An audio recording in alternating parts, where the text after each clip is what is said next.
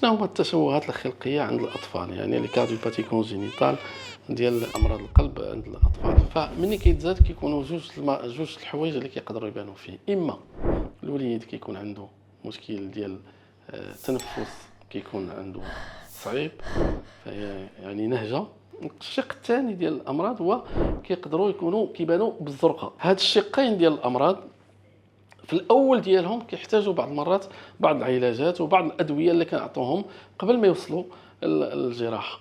فغير بحال كنعطلوا شويه الجراحه حتى يكبروا شويه، حتى تيكبر الوليد شويه، يكون عنده النمو ديالو ديال الدماغ ديال الرئه ديال الكبده ديالو الكلاوي، يكونوا وصلوا لواحد المرحله اللي غتكون كتقدر تحمل العمليه اكثر من شي هو نفتحوا ليه صغيور. هذا ما كيمنعش الا كانوا وليدات حاله مستعجله راه خصهم يفتحوا في اي وقت، حيت لا تعطلوا في بعض الحالات كتولي لي كونسيكونس العواقب صعب انهم الى ما فتحوش والتخوف منها.